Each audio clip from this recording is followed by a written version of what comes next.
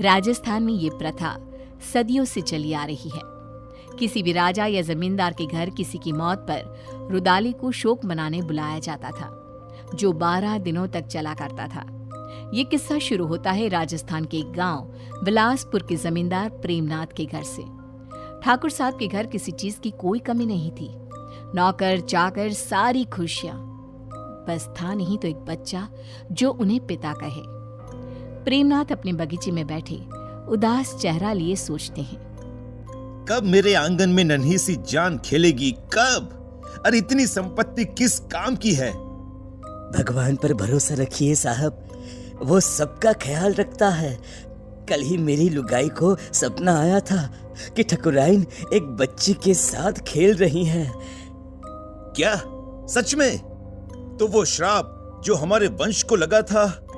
अरे अरे अरे, कितने समय बीत गए ठाकुर साहब, अब काहे का श्राप? कितने दिन ही छिपा करता है, हैं? अब तो आप खुशियां मनाइए। माली की बात सच निकली और ठकुराइन गर्भ से रही और 1 साल में ही उन्होंने एक नन्ही सी जान को जन्म दिया, जिसका नाम निशा रखा गया। निशा यानी अंधेरा, घोर अंधेरा। और निशा की पसंद भी कुछ ऐसी ही थी। बचपन से उसे काली चीजें संजोने का बड़ा शौक था। हे भगवान, ये काली गुड़िया कहां से ले आई? फेंक इसे निशा, डर नहीं लगता तुझे?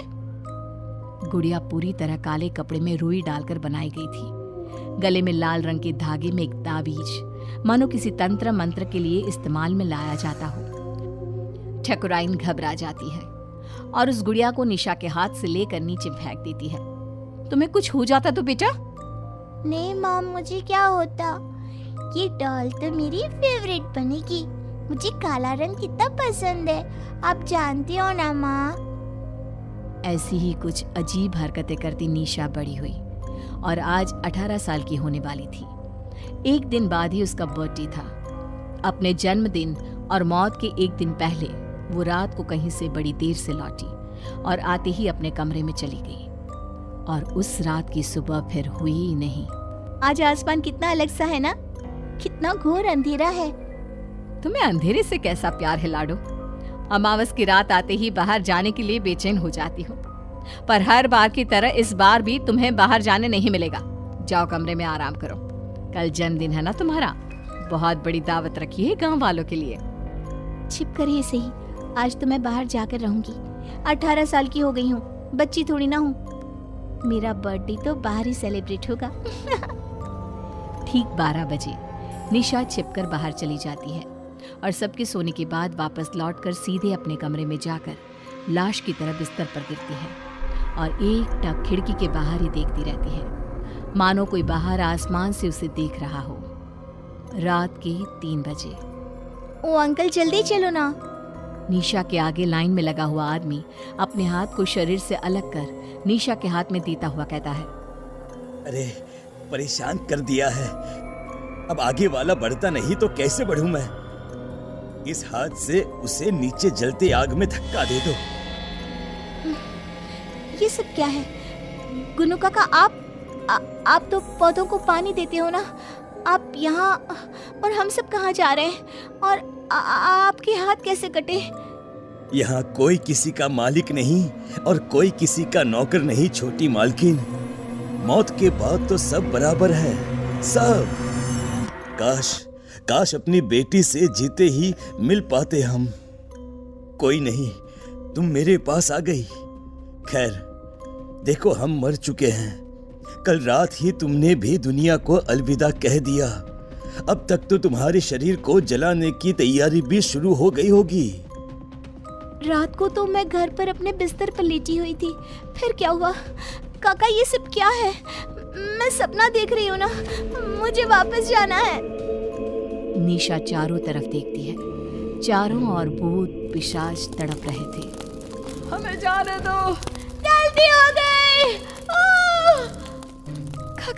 काका, मुझे बहुत डर लग रहा है काका। कुछ आत्माएं स्वर्ग और नर्क के बीच में फंसी रह जाती है। ये वही दुनिया है, प्रेत लोग। अब पता नहीं कब तक यहाँ रहना होगा। काका, मुझे बचा लो प्लीज। माली अचानक पीछे पलटता है और निशा को नीचे जलती आग में धक्का दे देता है।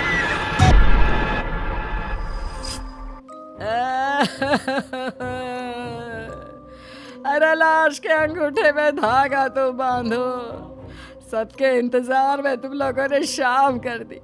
अरे अब रात को लाश को जलाया भी नहीं जाता। पास बैठी एक औरत निशा की लाश के पास जाती है और अंगूठी में धागा बांधने के लिए एक रेशम का धागा तोड़ती ही है कि लाश हवा में उड़ जाती है। सभी लोग इधर उधर भागने लगते हैं। चारों तरफ अफरा तफरी मच जाती है।